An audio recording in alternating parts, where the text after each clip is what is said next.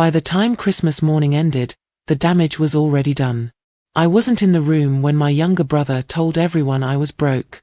I found out later, in fragments. A lowered voice in the kitchen. A cousin avoiding my eyes. An aunt squeezing my arm a little too tightly and saying, "It'll get better," like she was offering comfort instead of confirmation.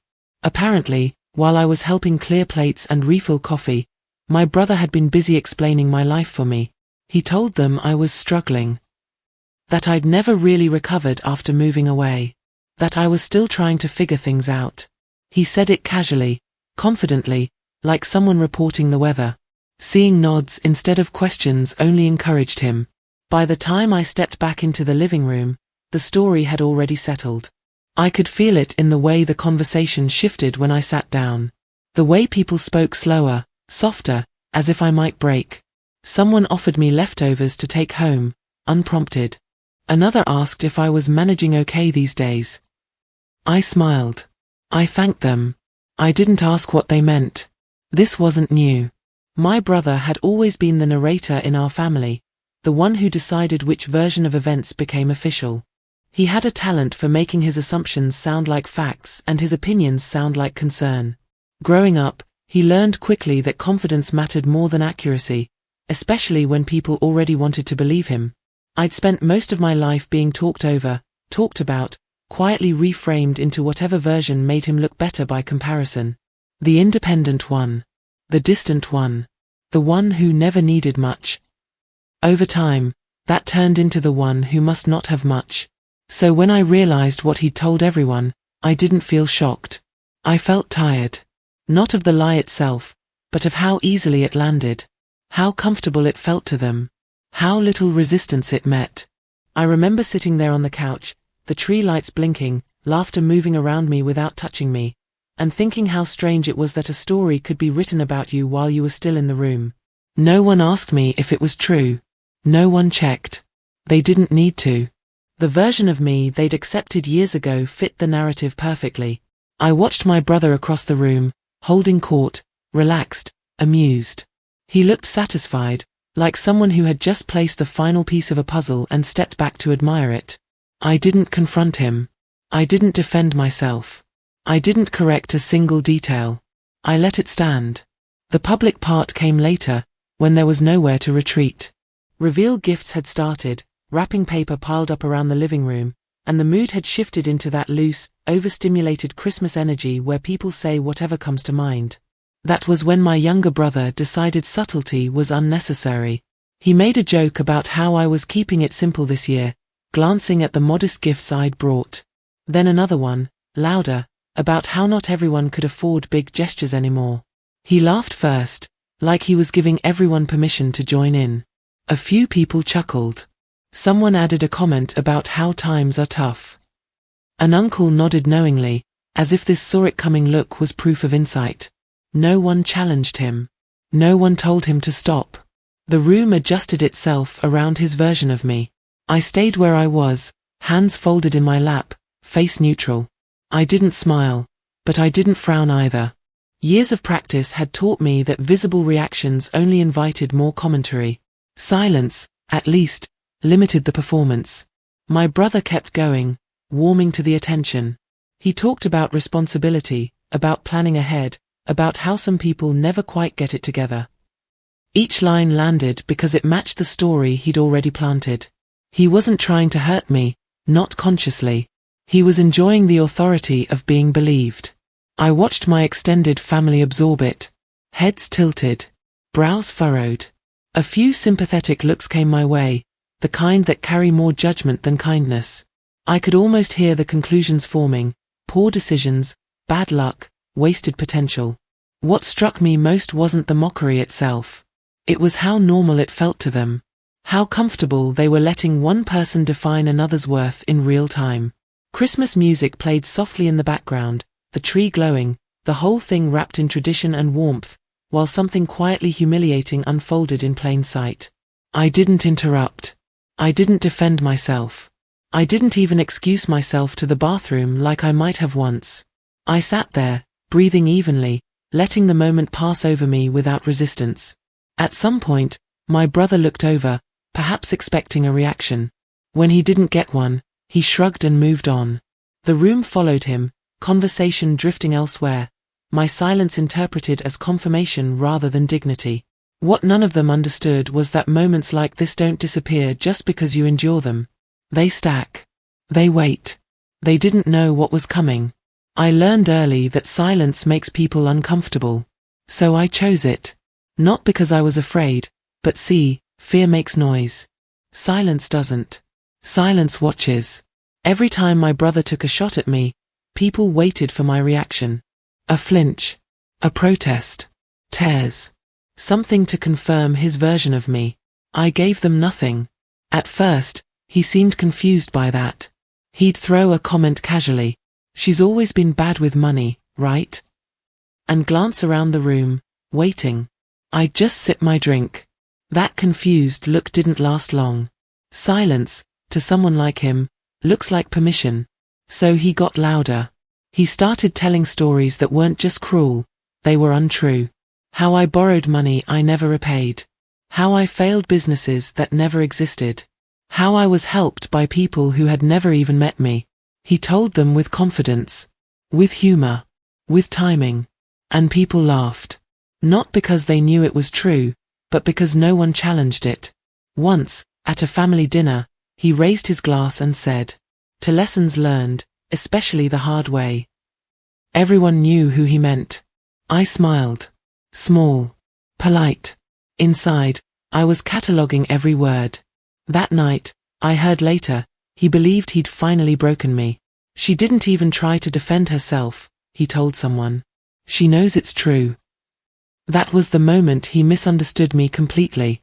I wasn't silent because I had nothing to say. I was silent because I didn't need witnesses yet. Silence buys time. Time reveals patterns. Patterns destroy credibility. And he was giving me everything, dates, places, people, lies, wrapped neatly in his own voice. The bolder he got, the sloppier he became. He didn't notice the way people stopped laughing as easily. Didn't notice the pauses after his jokes. Didn't notice that confidence sounds different when it's built on exaggeration. He thought I was shrinking. But silence isn't shrinking. It's loading. And soon, he would learn that silence doesn't forget. That silence would cost him. There was one subject my younger brother avoided joking about, even when he was in his most performative moods. The will. Not because he was respectful, but because uncertainty made him cautious. He liked situations where the outcome felt obvious, where he could speak as if the future had already been decided in his favor. With the will, he never did that. He hinted. He implied. He let people assume. So did everyone else. After our relative passed away, there was no dramatic gathering, no immediate announcement. Just a quiet pause that settled over the family like dust. Conversations shifted from grief to logistics, then to expectation. People began speaking in conditional sentences that weren't really conditional at all. When things are finalized. Once everything is sorted. You know how close he was. I listened. I always listened. What none of them knew was that I had already been made aware that a will existed. Not its contents. Just its presence. That knowledge alone changed how I heard every conversation afterward. Suddenly, certainty sounded fragile. Confidence sounded premature. The late relative everyone spoke about as if they belonged to my brother was someone I remembered differently. Not loudly affectionate. Not impressed by performances. They valued consistency. Quiet responsibility. The kind of loyalty that doesn't need an audience. I never said that out loud. Because wills are not emotional documents. They don't respond to storytelling or public opinion. They are sealed not to create suspense, but to prevent interference. To keep truth untouched while people rewrite events in their favor. Educational reflection. I realized that legal documents exist precisely because emotions distort reality. When memories compete and egos inflate, paper becomes the only unbiased witness. It doesn't care who speaks loudest. It only reflects what was decided in clarity. Knowing that allowed me to endure everything else. Every joke about my finances. Every assumption seeping through the family. Every look that carried quiet judgment. I didn't need to correct anyone. The process wasn't mine to manage. The process had already been set in motion long before the insult started. All I had to do was wait. And then, without drama, without warning, the notice arrived. Official. Neutral. Impossible to misinterpret. The will was scheduled to be read. Once the idea of me being broke settled into the family narrative, my younger brother treated it like permission. Permission to speak louder. Permission to joke longer. Permission to rewrite our dynamic in public. He started framing me as a burden, not directly at first, but through stories told with a smile.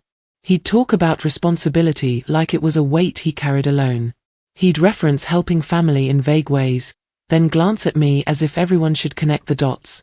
She's still figuring things out, he'd say, stretching the words. Some people just take longer. People nodded. Some even smiled sympathetically at me, the way you smile at someone you've already placed below you. I didn't interrupt. I didn't defend myself. I kept my posture relaxed, my voice neutral when I spoke, my reactions uninteresting. That seemed to frustrate him more than anything else. So he escalated. He began making comments that weren't jokes anymore. About how I should be grateful he didn't see me as a liability. About how family sometimes has to carry dead weight. About how ambition looks different when you actually succeed. Once, in front of cousins I barely knew, he laughed and said, if anything ever happened to me, she'd be in trouble. She wouldn't survive on her own. That one lingered in the room. Not because it was cruel. Because it was confident. He believed it.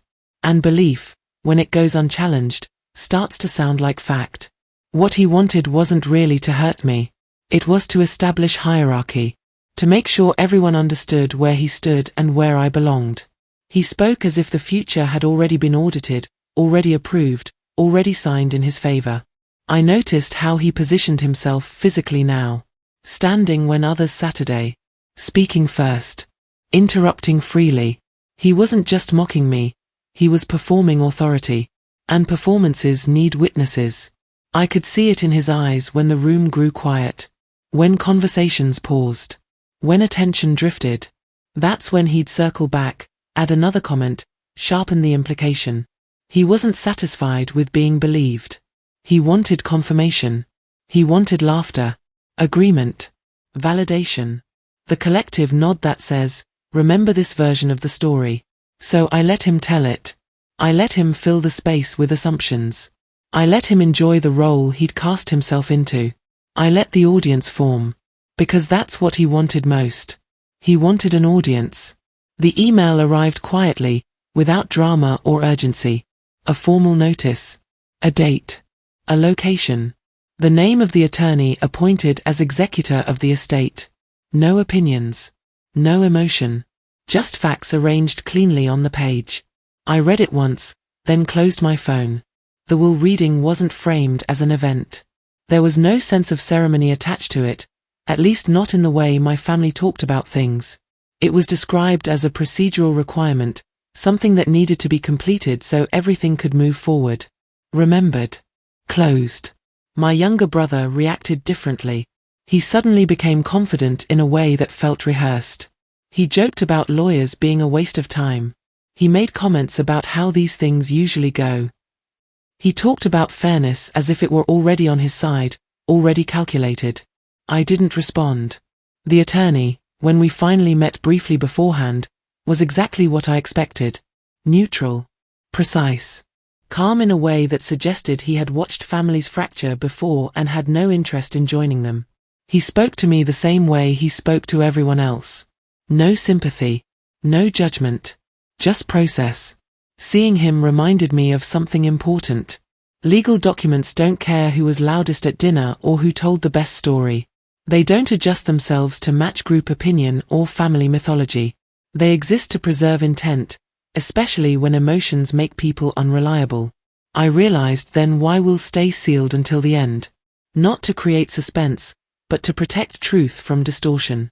To make sure decisions made in clarity aren't rewritten by those who benefit from confusion. My brother still assumed the room belonged to him. He walked in like a host, greeting people, smiling easily, soaking up the familiar comfort of being believed. Extended family members followed his lead, settling into seats with the ease of people who think they already know the outcome. I took my place without ceremony. No one looked at me for confirmation. No one asked how I felt. That was fine. I wasn't there to be understood. I was there because procedure required my presence, nothing more. The attorney organized his papers, adjusted his glasses, waited until the murmurs softened and the shuffling stopped. Chairs scraped lightly against the floor as people settled in. For the first time in days, the room grew still. Everyone was finally seated. The attorney didn't clear his throat for attention. He didn't pause for effect C. He simply began reading, his voice even, practiced, immune to the weight everyone else had assigned to the moment. Names were listed first. Relationships clarified. Dates confirmed. It sounded administrative, almost boring, and I could feel the room relaxing into that assumption. My younger brother leaned back in his chair, one ankle resting casually on his knee, the posture of someone waiting for validation he believed was inevitable. Then the numbers came. Not all at once. Not dramatically. Just stated, cleanly, as if they were no different from the address or the file number. A total valuation. Assets liquidated. Accounts consolidated. The C amount settled into the air before anyone reacted. $4.8 million. For a fraction of a second, no one moved. Not even my brother. The attorney continued, clarifying distribution, explaining intent, referencing language that had been reviewed, signed, witnessed. Then my name was spoken. Not shouted. Not emphasized. Just placed exactly where it belonged. Everything froze. I didn't look around immediately. I stayed still, listening to the subtle shifts, someone inhaling too sharply, a chair creaking as weight redistributed, the soft sound of disbelief trying to stay quiet. My brother's confidence didn't vanish loudly. It collapsed in stages. First confusion. His brows knit together, his mouth opening slightly as if the sentence hadn't landed correctly. Then denial. He glanced around, searching faces for confirmation that this was a mistake, that someone would interrupt and laugh and explain the misunderstanding. No one did. The attorney kept reading. That's when my brother finally turned toward me. Not aggressively. Not yet. His expression wasn't rage at first. It was something more unsettling. Shock mixed with calculation. Like someone realizing the rules of a game had changed after they'd already placed their bets. I met his eyes briefly, then looked away. There was nothing to suggest. No satisfaction to display. I hadn't won anything in that room. I had simply been named. Murmurs started to ripple through the family, quiet but frantic. Aunts leaned toward each other. Someone whispered my name as if testing how it sounded in this new context. A cousin's phone lit up under the table, already texting someone who wasn't there. My brother sat forward now, his earlier ease gone. His hands were flat against his knees, knuckles pale. He didn't interrupt, but his jaw tightened with every sentence that confirmed what he hadn't believed possible. The attorney finished the section, closed the folder, and looked up. Silence followed. Not respectful silence. Stunned silence. No one clapped. No one spoke. The air felt heavier, like it had shifted density without warning. And in that stillness, I understood something clearly for the first time. That's when the room changed. The silence didn't last long. My younger brother was the first one who couldn't hold it. He shifted in his chair, then laughed, a sharp, misplaced sound that landed wrong in the room. It was the kind of laugh people use when they're trying to reset reality, like if they react fast enough, they can undo what was just said. That doesn't make sense, he said, louder than necessary. He looked at the attorney, not me. There has to be a mistake. The attorney didn't react. He'd already done his job. My brother stood up, the legs of his chair scraping harshly against the floor. Suddenly he needed to explain. To correct. To control. He started talking fast, words tripping over each other, mentioning old conversations, half-remembered promises, things he thought should have mattered. People watched him now. Really watched him. He glanced at me again, this time with urgency. You never said anything, he added, as if that were evidence. As if my quiet had been deception instead of restraint. I said nothing. That seemed to unnerve him more than anger would have. He turned toward the room instead, gesturing broadly, trying to pull the family back onto his side. He reminded them of jokes they'd laughed at, of stories he'd told about me, about how I'd always been the one who needed help. Someone cleared their throat. Someone else looked down at the table. The narrative wasn't sticking anymore. His voice sharpened. She made it sound like she had nothing, he said now, pointing openly. She let everyone think she was broke. I stayed seated. My hands were folded in my lap. Calm doesn't look impressive in moments like that, but it does something else. It exposes imbalance. The more animated he became, the more still I seemed by comparison. A few people shifted away from him, physically and emotionally. Not dramatically, just enough to signal discomfort. The room no longer belonged to him. He accused now instead of boasting. Claimed unfairness. Claimed manipulation. Claimed he'd been misled. Each sentence sounded thinner than the last, stretched too far to hold weight. The attorney didn't intervene. The family didn't rush to defend him. No one looked at me for confirmation or denial. They were watching him unravel in real time. Eventually, he stopped talking. Not because he'd run out of words, but because he'd run out of effect. The room wasn't reacting anymore. The audience he'd wanted had slipped away quietly. That was when his eyes met mine again. This time there was no calculation left to do. He finally understood what silence meant. The shift was subtle at first. Those same voices that had laughed at me during the holiday party, that had nodded along as my younger brother painted me as penniless and incapable, suddenly softened.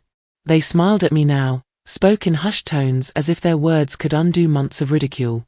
"Courtney, we never knew," one aunt murmured, brushing her hand over the back of her chair like she'd just remembered to be polite.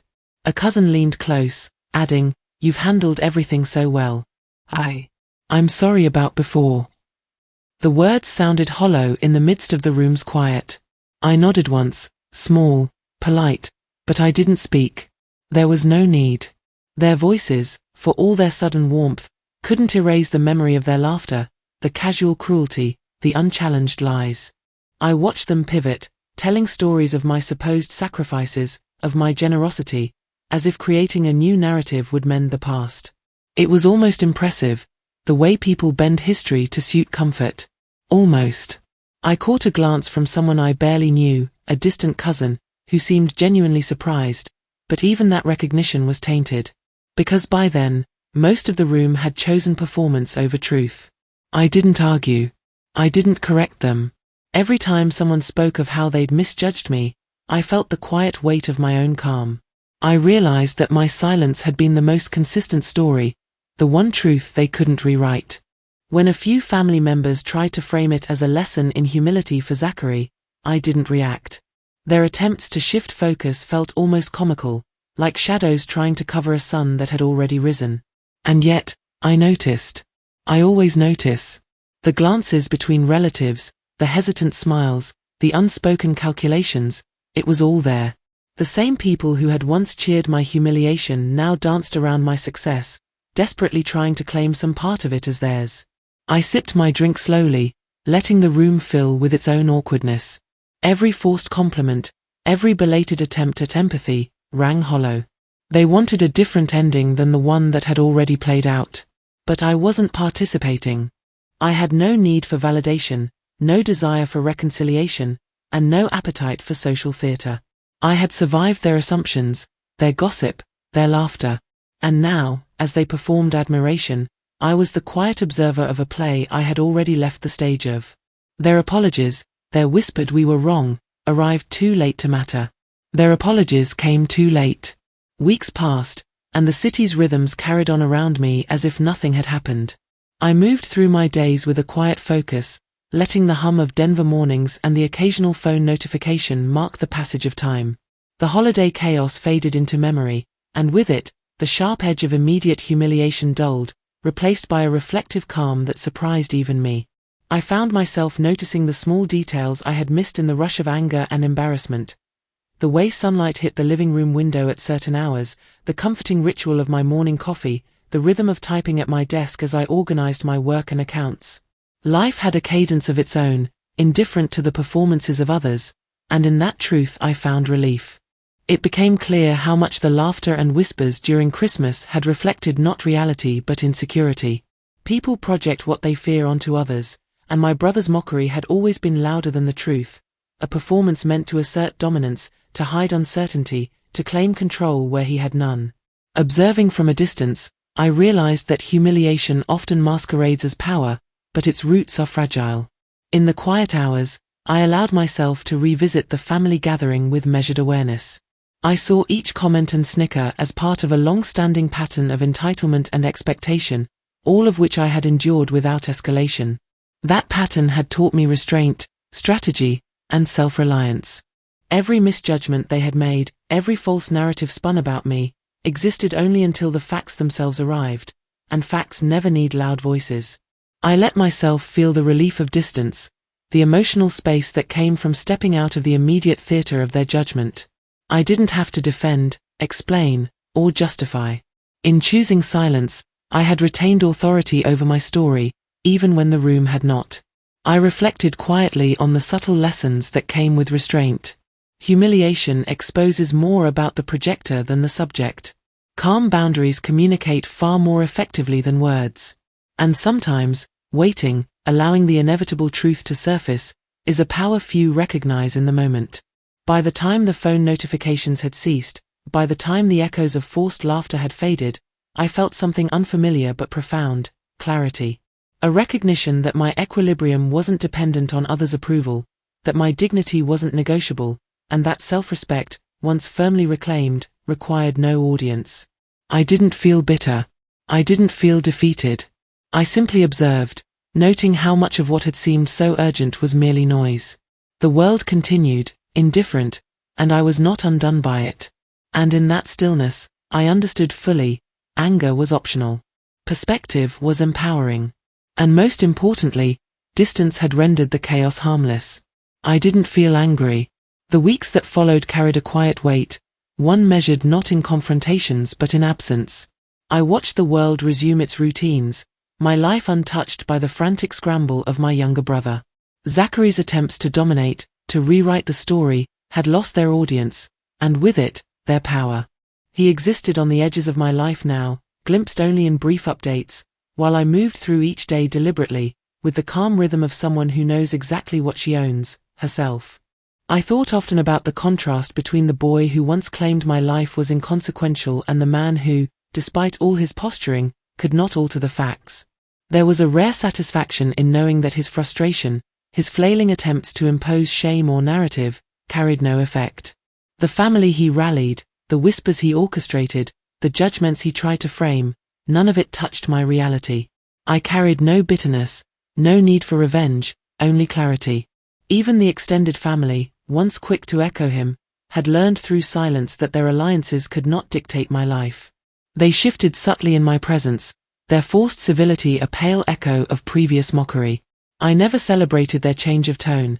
I simply acknowledged it, detached, aware that their words were now irrelevant. I had no desire to lecture, to explain, or to prove anything. My life required no witness, no validation beyond my own steady control. Some days I reflected on what it meant to finally step outside the web of expectation. All those years of being sidelined, of being labeled invisible, of allowing him the stage, it was over. I hadn't shouted, hadn't argued, hadn't needed to justify my presence in the world. I had simply lived, maintained my boundaries, and allowed reality to follow its natural course. And in that living, the world adjusted, whether he noticed or not. I checked my accounts, planned my next ventures, and watched my surroundings shift subtly, always on my terms. Each decision reaffirmed a truth that had been whispered across years but finally confirmed through experience. Control over your own life cannot be bargained with, begged for, or stolen. The calm in my days was not absence of power but the presence of quiet, unassailable authority. Occasionally, I glimpsed Zachary in passing, the faint crease of tension on his brow, the awkward pauses when our paths crossed. I didn't revel in it. I simply noted it. The boy who once assumed he could write my story had learned that silence and steadfastness are sometimes the sharpest statements. No confrontation, no dramatics, no emotional outbursts, just ownership. I spent evenings with the simple pleasures of life, coffee in the morning light, walks that demanded nothing of anyone, and the quiet satisfaction of knowing that my decisions shaped the world I inhabited. My child thrived in the atmosphere of calm authority, learning without lectures that boundaries were not punishment but protection, and dignity could not be borrowed or taken. Through it all, I never needed him to apologize, to acknowledge, or to understand. The arc of justice had unfolded on its own schedule, factual and unassailable. And with each passing day, the hum of life affirmed what I had always known but had never been allowed to show. Presence, patience, and principle matter far more than performative loyalty or loud entitlement. I didn't reclaim a victory with noise or spectacle. I reclaimed my life quietly, deliberately, without fanfare, without reconciliation, without the need for recognition. The final ownership was not of money, nor of titles, nor even of acknowledgement. It was of something far more enduring, reality itself. People who try to bankrupt your reputation panic when they can't touch your reality.